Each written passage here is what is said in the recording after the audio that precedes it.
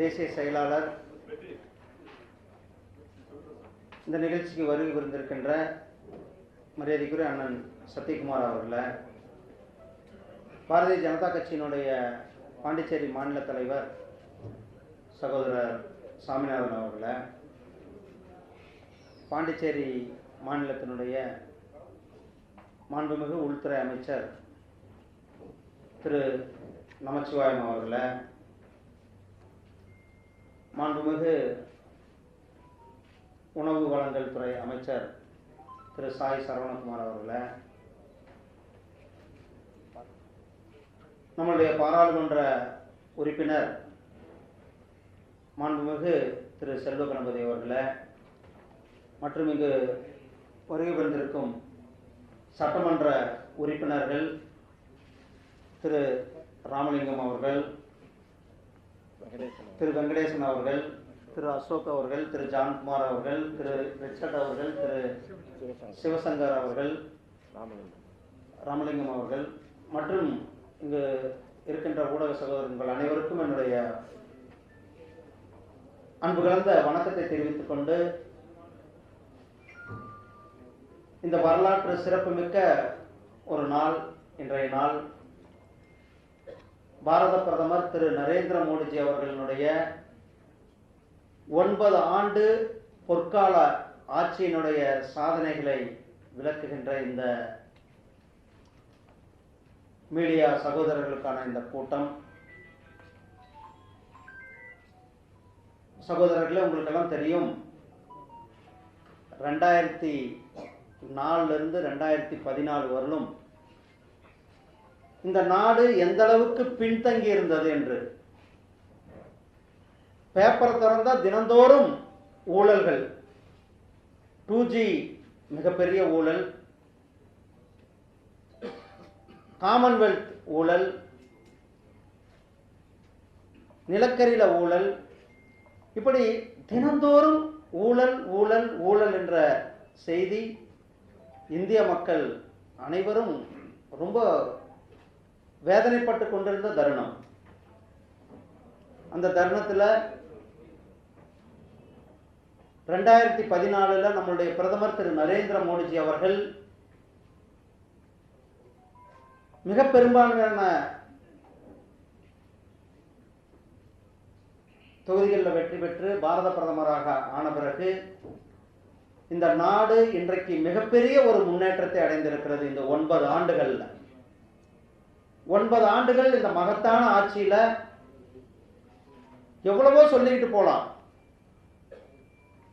இந்த அரசாங்கம் ஒரு தாரக மந்திரத்தோட இயங்கிக் கொண்டிருக்கிறது. சேவை, குட் கவர்னன்ஸ், ஏழை எளிய மக்களுடைய நலன், கரீப் கல்யாண் என்று சொல்லக்கூடிய ஏழை எளிய மக்களுடைய நலன், இந்த 3ஐ தாரக மந்திரமாக வைத்துதான் நாம் இந்த அரசாங்கம் சிறப்பாக செயல்பட்டு கொண்டிருக்கின்றோம். சகோதரர்களே, உங்களுக்கெல்லாம் தெரியும், 2014 நம்முடைய பிரதமர் திரு நரேந்திர மோடிஜி அவர்கள் ஆட்சிக்கு வந்த உடனே செய்த செயல் சுத்தம், ஸ்வச் பாரத் மிஷன். யாருமே பேச தயங்கினது. டாய்லெட்டை பற்றி பேசுறதுக்கே யாரும் தயாராக இல்லாத நேரம். ஏதோ டாய்லெட்டை பற்றி பேசினா அது ஒரு பெரிய குற்றமாக பார்த்த அந்த நேரம்.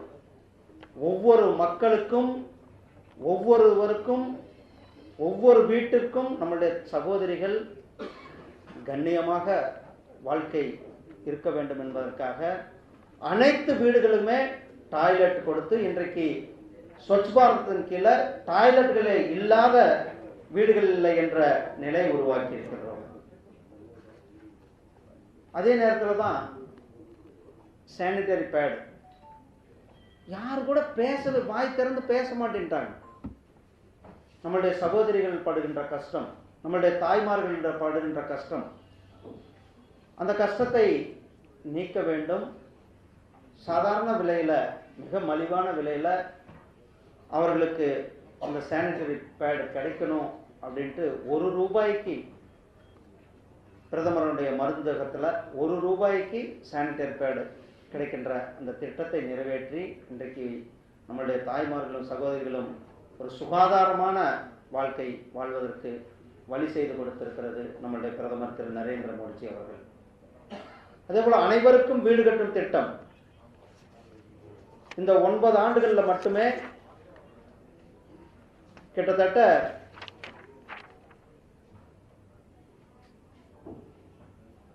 4 கோடி பேர் 4 கோடி வீடு கட்டி கொடுக்கப்பட்டிருக்கிறது.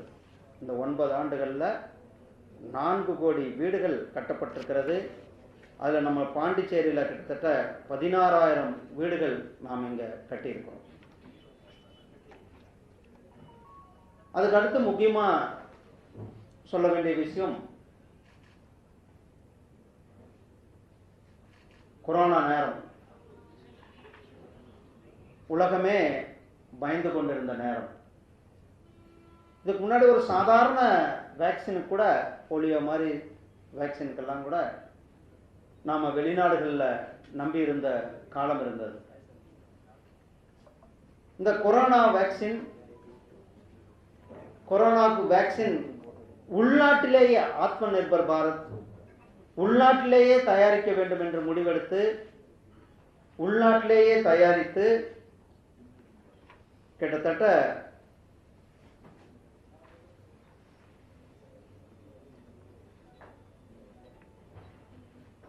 220 கோடி டோஸ் இலவசமாக கொடுக்கப்பட்டிருக்கிறது. 220 கோடி டோஸ் இலவசமாக மக்களுக்கு கொடுத்திருக்கிறோம். இந்தியாவிலேயே தயாரிக்கப்பட்டது.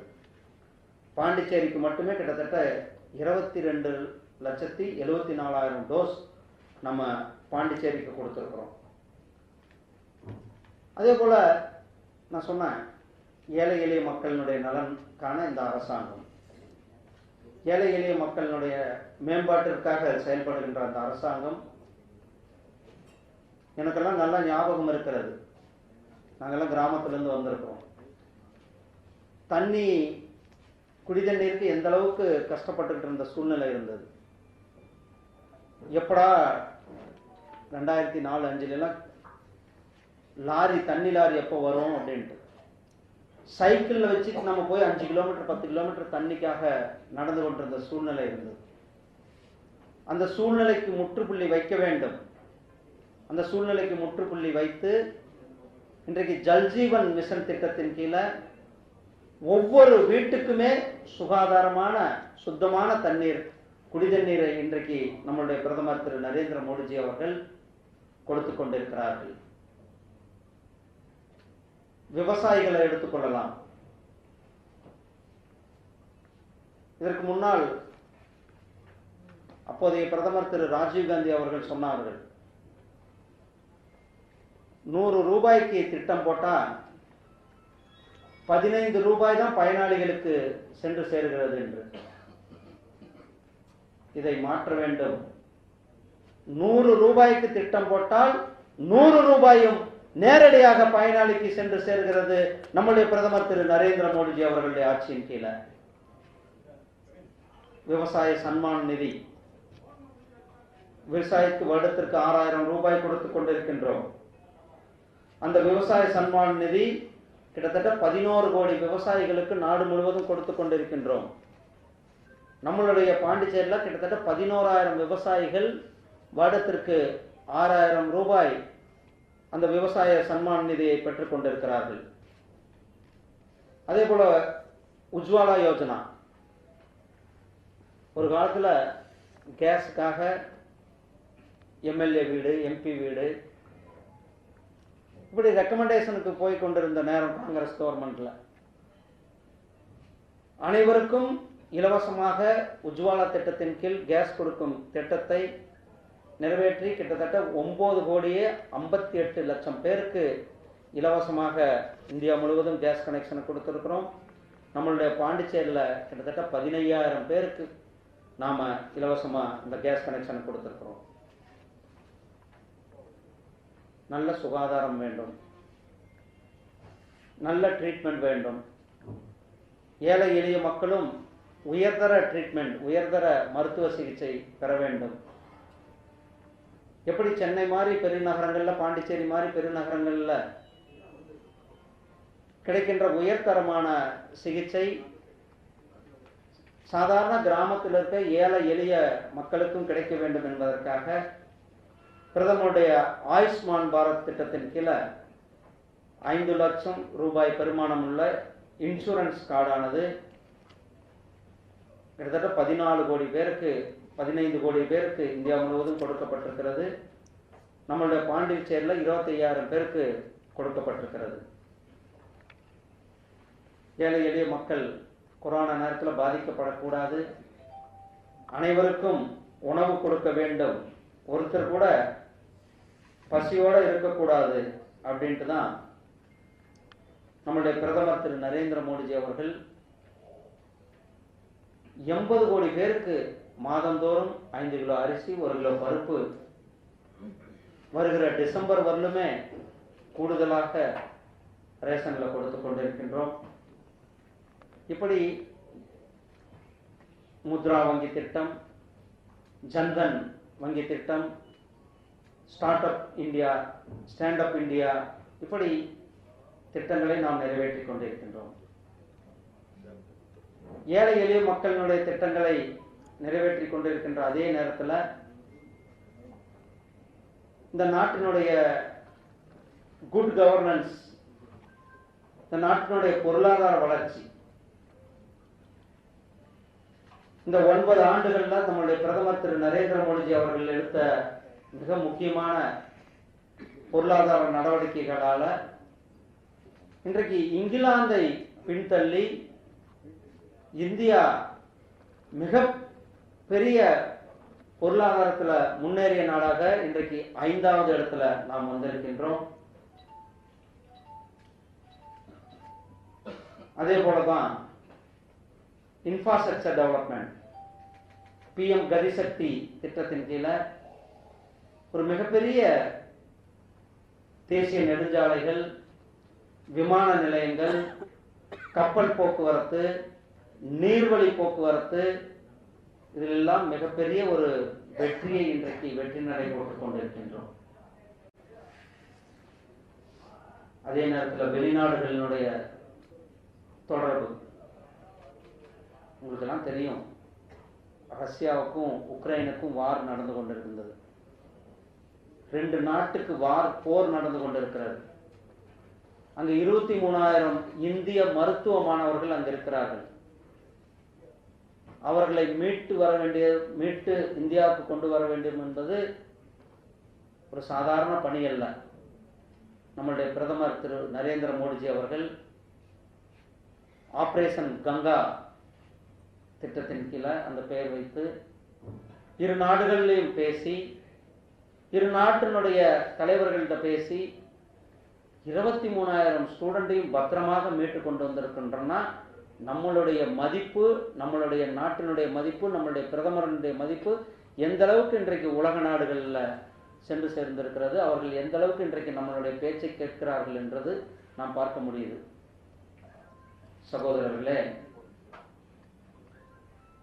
இப்படி பல திட்டங்கள், ஏழை எளிய மக்களுடைய நலன், நல்ல ஆட்சி, ஸ்டார்ட் அப் இந்தியா. நான் சொன்னேன், ஸ்டார்ட் அப் இந்தியான்றது கிட்டத்தட்ட 2014க்கு முன்னாடி நம்ம இந்தியாவில் வெறும் 500 கம்பெனிகள் தான் இருந்தது. இந்த 9 வருஷத்தில் மட்டும் இன்றைக்கு ஸ்டார்ட் அப் கம்பெனிகளுடைய எண்ணிக்கையானது 1 லட்சம் ஸ்டார்ட் அப் கம்பெனிகளாக இன்றைக்கு நாம் இருந்து கொண்டிருக்கின்றோம். அதில் யூனிகான் என்று சொல்லக்கூடிய கிட்டத்தட்ட 100 கம்பெனிக்கு மேலே யூனிகான், ஒரு பிரத்யேகமான கம்பெனிகள், இளைஞர்கள், தொழில் முனைவோர்கள் இன்றைக்கு ஸ்டார்ட் அப் நிறுவனங்களில் சொந்தமாக தொழில் செய்து கொண்டிருக்கிறார்கள். டிஃபென்ஸில் ஆத்ம நிர்பர் INS விக்ராந்த் இந்தியாவிலேயே தயாரிக்கப்பட்டு நாட்டுக்கு அர்ப்பணித்திருக்கிறோம். நம்மளுடைய டிஃபென்ஸ் காரிடர்கள் கொண்டு வந்திருக்கிறோம். நம்ம தமிழ்நாட்டில் டிஃபென்ஸ் காரிடர் கொண்டு வந்திருக்கோம், உத்தரப்பிரதேசில் டிஃபென்ஸ் காரிடர் கொண்டு வந்திருக்கிறோம். இப்படி இந்த நாட்டினுடைய வளர்ச்சி, ஆசாதிக்கு அமிர்த் மகா உற்சவ் என்று சொல்லக்கூடிய 75வது சுதந்திர தினத்தை கொண்டாடி கொண்டிருக்கின்ற நேரத்தில் நேற்றைக்கு ஒரு மிகப்பெரிய வரலாற்று சிறப்புமிக்க நிகழ்வை நாம் கண்கூட பார்த்தோம். ஆத்ம நிர்பர் சுய சார்பு பாரதத்தின் கீழ் நம்மளுடைய சொந்த பாரதம், நம்மளுடைய சொந்த முயற்சியில் மிகப்பெரிய பாராளுமன்ற கட்டிடம் நேற்றைக்கு நாட்டுக்கு அர்ப்பணிக்கப்பட்டது. அதில் தமிழர்களுடைய கலாச்சாரம், தமிழர்களுடைய பண்பாடு, நேற்றைக்கு தேவாரம் திருவாசகம் இசைக்க தமிழ்நாட்டிலிருந்து வந்திருக்கின்ற ஆதீனங்கள், தமிழ் ஆதீனங்கள் அவர்கள் முன்னிலையில் அந்த செங்கோலானது நேற்றைக்கு அங்கு பாராளுமன்றத்தில் நிறுவப்பட்டிருந்து தமிழர்கள் ஒவ்வொருவருக்கும் கொடுக்கப்பட்டிருக்கின்ற ஒரு கௌரவம், தமிழர்கள் அனைவரும் கொண்டாடி கொண்டிருக்கின்ற அந்த தருணம். காசி தமிழ் சங்கமம், நம்முடைய பிரதமர் திரு நரேந்திர மோடிஜி அவர்கள் ஒரே பாரதம் உன்னத பாரதத்தின் கீழே காசிக்கும் ராமேஸ்வரத்திற்கும் உள்ள தொடர்பு, காசிக்கும் தென்காசிக்கும் உள்ள தொடர்பு, காசிக்கும் சிவகாசிக்கும் உள்ள தொடர்பு, காசிக்கும் தமிழ் மக்களுக்கும் உள்ள தொடர்பை பலப்படுத்தும் விதமாக காசியில் ஒரு மாதம் முழுவதும் காசி தமிழ் சங்கமம் நடத்தி அங்கு காசியில் தமிழர்களுடைய பண்பாடு, கலாச்சாரம், தமிழ் உணவு, தமிழ் புத்தகங்கள், தமிழ் இலக்கியங்கள், தமிழ் சங்க இலக்கியங்களுடைய தமிழ் விளையாட்டுகள், தமிழர்களுடைய நம்மளுடைய பட்டு பனாரஸ்லையும் பட்டு நெய்கிறாங்க, காஞ்சிபுரம் பட்டு, இப்படி ஒரு மாதம் முழுவதும் அங்கு சிறப்பான நிகழ்ச்சிகளை நடத்தியதோடு பாரதியார், நம்மளுடைய பாரதியார் நம்ம பாண்டிச்சேரியிலிருந்து கொஞ்ச காலம் அங்கே போயிருந்தார். மிக பழமையான யூனிவர்சிட்டி பனாரஸ் இந்து யூனிவர்சிட்டி.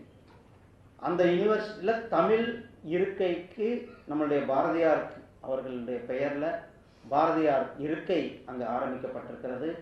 காசி தமிழ் சங்கமத்தில் கிட்டத்தட்ட 13 மொழிகளில் நம்மளுடைய திருக்குறளானது மொழிபெயர்க்கப்பட்டு அங்கு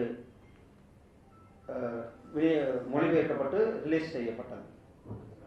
அதே போல தான் சௌராஷ்டிரா தமிழ் சங்கமம். பல நூறு ஆண்டுகளுக்கு முன்னால் சௌராஷ்டிரா பகுதியிலிருந்து நம் தமிழக பகுதியில் வந்த மக்கள் அவர்கள் மீண்டும் சௌராஷ்டிரக்கு எடுத்து செல்ல வேண்டும் என்று சௌராஷ்டிரா தமிழ் சங்கமம் நடத்தினார். அதுக்கடுத்து தெலுங்கு காசி சங்கமம், இளைஞர்களுடைய சங்கமம். பீகாரிலிருந்து மாணவர்கள் தமிழ்நாடு பாண்டிச்சேரிக்கு வந்தார்கள். நார்த் ஈஸ்ட்லேருந்து மாணவர்கள் திருப்பதிக்கு வந்தார்கள். இங்க இருக்கிற மாணவர்கள் பீகாருக்கு செல்கிறார்கள்.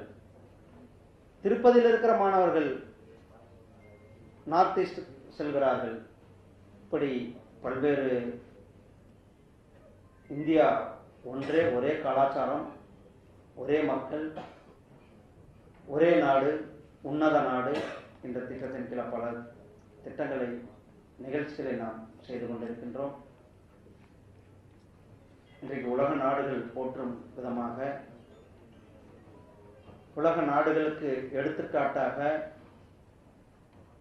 சுதந்திரம் அடைந்த 75 ஆண்டுகளில் முதல் முறையாக பாரதம் தலைமையேற்று G20 மாநாடை நாம் நடத்தி கொண்டிருப்பது நாம் இந்தியர்கள் ஒவ்வொருவருடைய கௌரவம், கர்வமாக நாம் பார்க்க வேண்டிய தருணமாக இருக்கிறது. இப்படி இந்த 9 ஆண்டுகளில் நம்முடைய பிரதமர் திரு நரேந்திர மோடிஜி அவர்கள் பாண்டிச்சேரிக்கு எண்ணற்ற திட்டங்களை செய்திருக்கின்றோம். Best Pondicherry, Pondicherry smart city, மீன்வளத்துறைக்கு பிரதமர் மத்ஸ்ய சம்பத யோஜனாவின் கீழே கிட்டத்தட்ட 90 கோடி ரூபாய் நிதி ஒதுக்கீடு. காரைக்காலில் NIT, காரைக்காலில் ஜிப்மர், பாண்டிச்சேரியில் போக்குவரத்தை குறைப்பதற்காக எலிவேட்டட் ரோடு, ESI மருத்துவமனை, இப்படி பல திட்டங்களை நம்மளுடைய பாண்டிச்சேரியில் செயல்படுத்தி கொண்டிருக்கின்றோம். இந்த 9 ஆண்டுகள் நம்முடைய பிரதமர் திரு நரேந்திர மோடிஜி அவர்கள் இந்த பாரதத்தை முன்னெடுத்து சென்று கொண்டிருக்கிறார்கள். அடுத்த 25 ஆண்டுகள் நம்முடைய இலக்கு 2047 இந்த நாடு மிகப்பெரிய வளர்ச்சியுற்ற நாடாக இருக்க வேண்டும் என்பது ஒவ்வொருடைய கடமை. அந்த கடமைக்கு நாம் அந்த அடியெடுத்து வைத்திருக்கிறோம். அந்த 25 ஆண்டுகளில் இந்த 25 ஆண்டுகள் நமக்கு மிக முக்கியமான ஆண்டுகள். இந்த 25 ஆண்டுகளுக்கு முன்னாடியெல்லாம் 5 ஆண்டு திட்டங்கள் தான் போடுவாங்க. நாம் அடுத்த 25 ஆண்டுகளுக்கான திட்டமாக இந்த பட்ஜெட் ஆனது அமைந்தது. நம்முடைய நிதியமைச்சர் அவர்கள் அந்த அடுத்த 25 ஆண்டுகளுக்கான ஒரு முன்னோக்கி ஒரு விஷன், லாங் விஷனுக்கான இன்ஃப்ராஸ்ட்ரக்சர் டெவலப்மெண்ட்டை நாம் முன்னெடுத்து சென்று கொண்டிருக்கின்றோம். 9 ஆண்டுகள் மிகப்பெரிய ஒரு வளர்ச்சி பெற்ற சேவை, குட் கவர்னன்ஸ், ஏழை மக்களினுடைய நலன் நோக்கி இந்த அரசாங்கம் சிறப்பாக செயல்பட்டு கொண்டிருக்கிறது. நன்றி, வணக்கம்.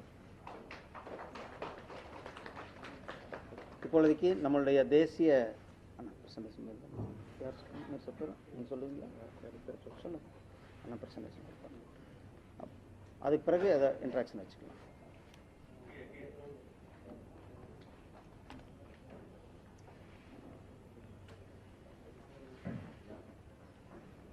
அடுத்ததாக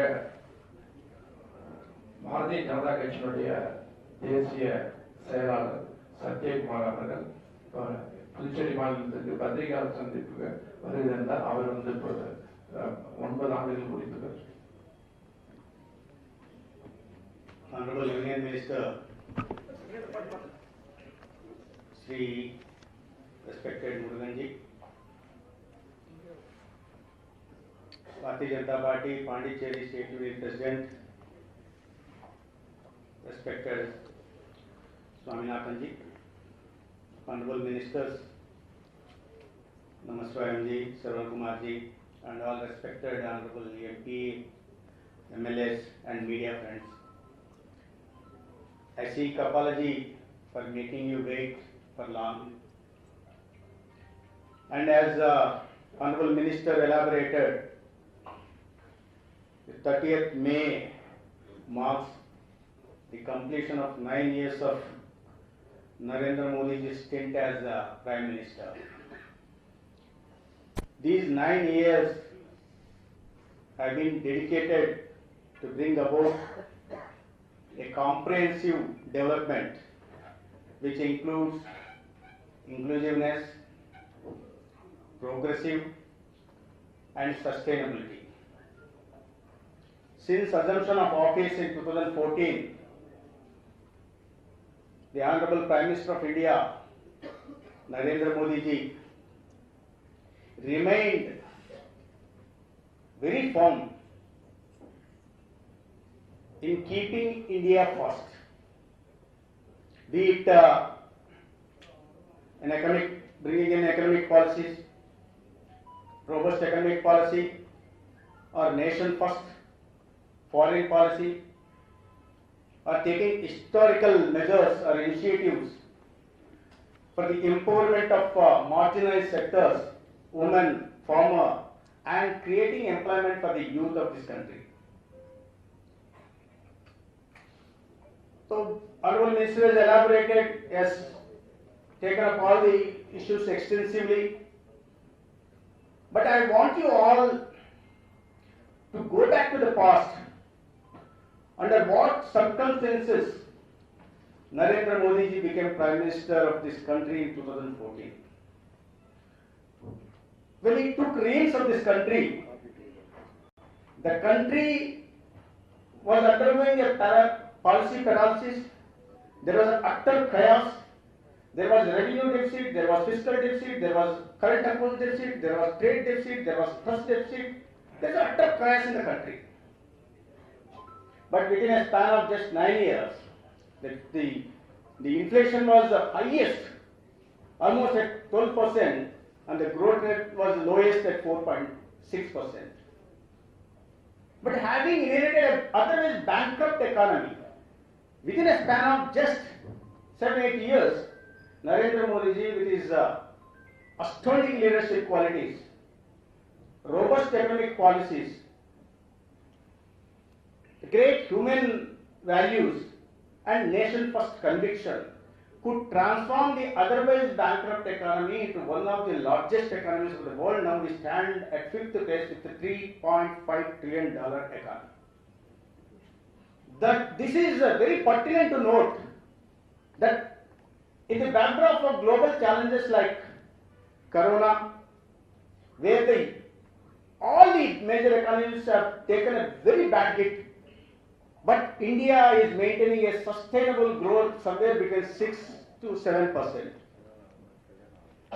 And also, when there was a global conflict between the two nations, Russia and Ukraine, when the supply chain is adversely affecting, India is remained robust.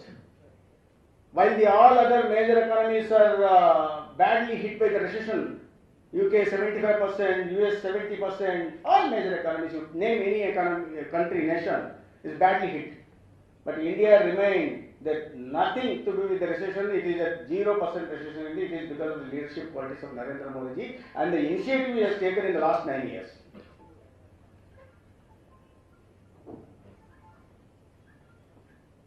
There is a presentation in every field, how India is being transformed, how the basic needs of the people are being fulfilled. There is a presentation by the Ministry of Information and Broadcasting. Because the book is also being distributed to you all, you can go through that book. It's a 156-page book, so I don't want to give a elaborate presentation, but I will try to give it briefly. Friends, as you know, Modi ji, can just pass. Next. Yeah.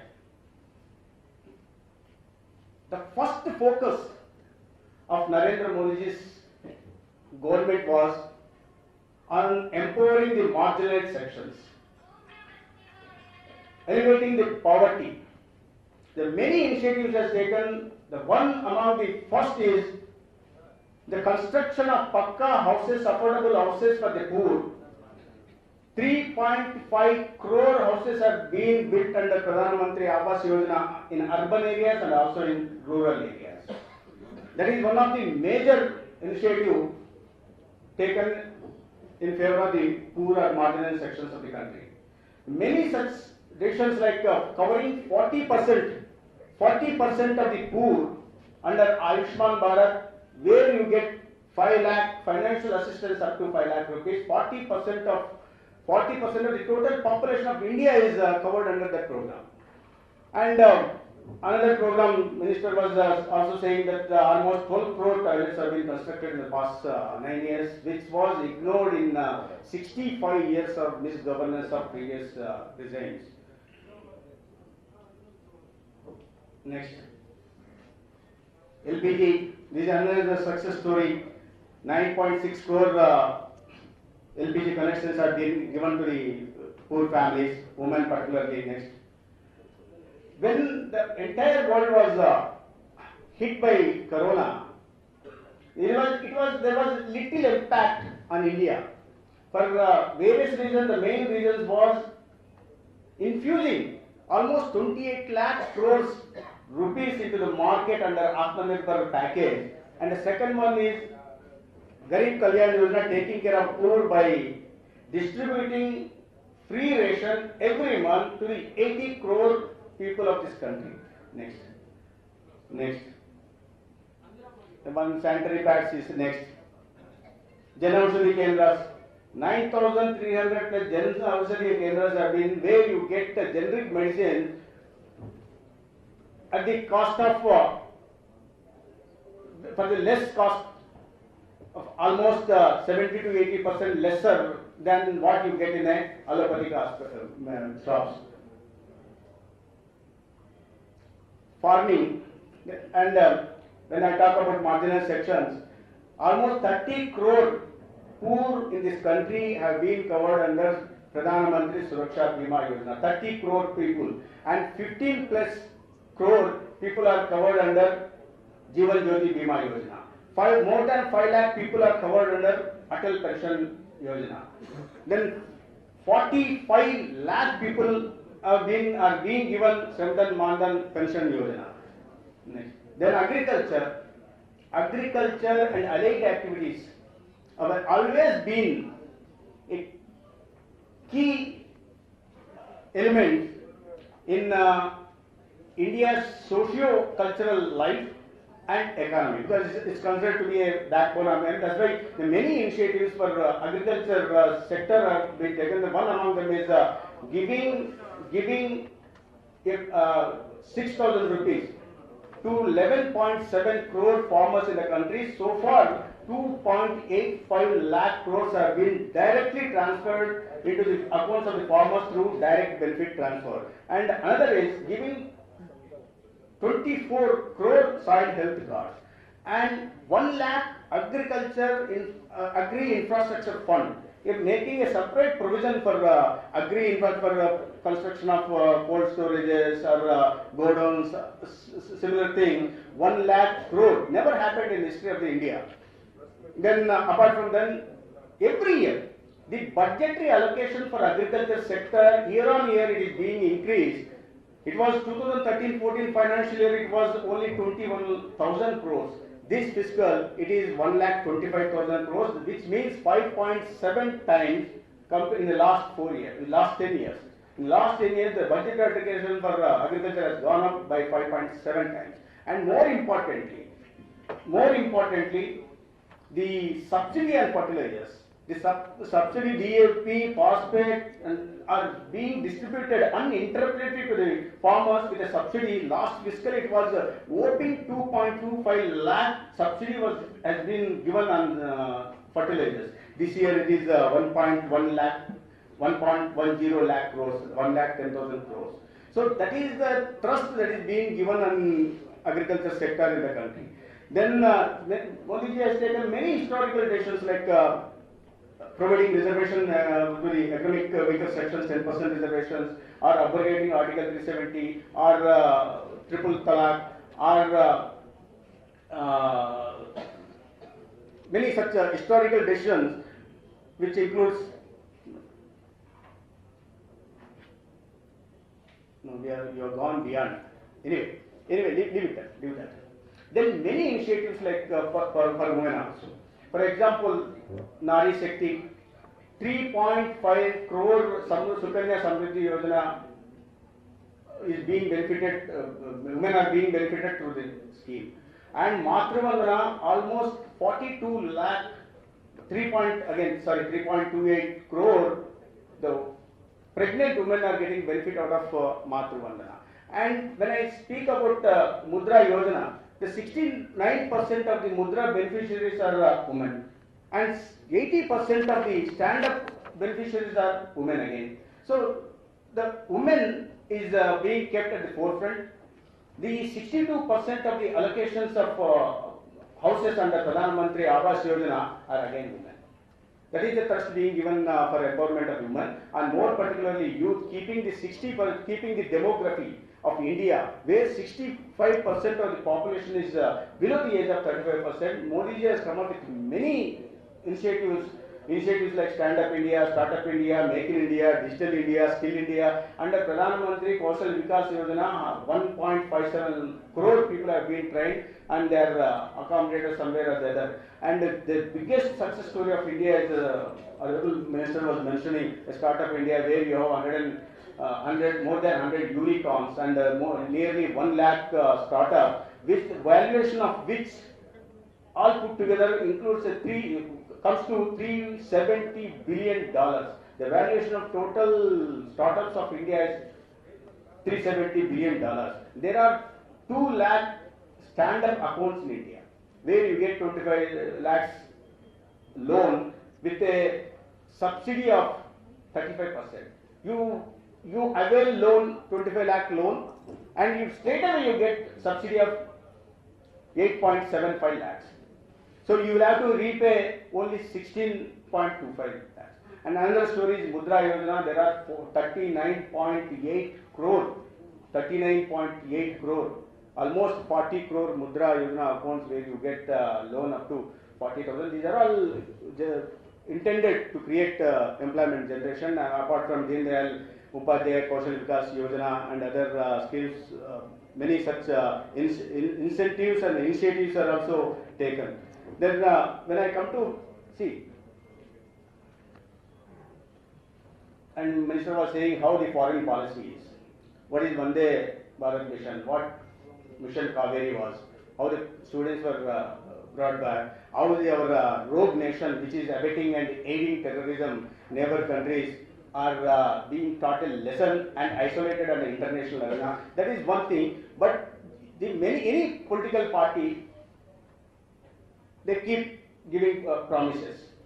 Any government, they would initiate schemes. But what is required is a political will. The political will to fulfill the promises that were made during elections, the political will to complete, to implement those schemes successfully when you are in the government. That is how the government is known for speed and scale. If you come to aims, they are showing aims. See, in 67 years, only 7. That was only one aims was there in Delhi during Congress government.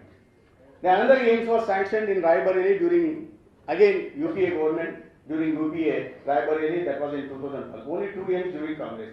6 aims during Vajpayee's government. Now in just 9 years, voting 15 new aims. My home state has aims which was built just in 16 months.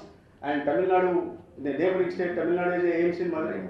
Almost every state has a institute aims now. See the speed and scale. The medical colleges, there were only 641 medical colleges. Now 700 medical colleges have been built. There were only 80,000 medical seats. Now that number has gone almost double to 1.55 lakh medical seats. That is the speed and scale which the schemes or projects are being implemented under the Narendra Modi's leadership. And there are 16 IITs. 7, just in 7 years, 7 have been added. There were 13 Indian Institute of Management, 7 been added. 390 new universities has come up in just 9 years. You can imagine, 390 universities in just 9 years. That is the focus that is being given for education also. The new education policy that has been brought up, that will do away the slave mentality that we had in the past 6-70 years. I am telling you, the new education policy will create educational knowledge producers rather than knowledge practitioners. When there was agricultural revolution, India produced peasants. When there was industrial revolution, India produced laborers. When there was a digital revolution, India produced cyber coolies. But the new education policy, I am pretty confident, and you will all see in future also, will create a intellect who will be knowledge producers rather than knowledge practitioners. That is the impact the new India education policy will have on the youth in the days to come. And when I was talking about the speed and scale, see the national infrastructure, the focus on creating infrastructure. 91,000 kilometers to national highways, now it is 1,55,000. And it just in 1,45,000 kilometers, just in 9 years, 55,000 kilometers of national highways have been added. Every year on year, the budget is being increased for railways also. This year it is 2,46,000 only for railways. And out of 85,000 kilometers of electrification, 67,000 kilometers of electrification is done in just 9 years. You can imagine what speed and scale it is being done. And rural roads more particularly, providing a pakka road to all-weather road to villagers. Of this 7 lakh kilometers of rural roads that was constructed under Pradhan Mantri Gram Sadak Yojana. In just 9 years, 3.28 lakh kilometers of roads have been built under Narendra Modi's leadership. That is the speed and scale again. And they providing tappable water, potable water through tap, which is announced in 2019, Jal Jeevan Mission. In the 60s, 2019 it is 4 years. So, 71 years, only 3.2 lakh, 2 crore, 3 crore 20,000 households were given potable drinking water through taps. But in just span of 4 years, the number is 12 crore 10 lakh households. In just 4 years, almost 9 crore households have been added under Jal Jeevan Mission of providing drinking water. That is the speed and scale. Just giving a promise and fulfilling it, what requires and there are many such historical decisions. There is a book, and you can see what is being done under PM Gati Shakti and how it is changing the landscape of India, and how it is creating jobs for the almost 75 crore youth in the country. Next.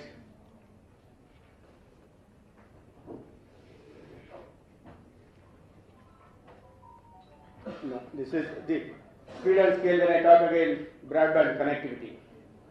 Connectivity before 2014, only 59 gram panchayats were connected with the broadband connection.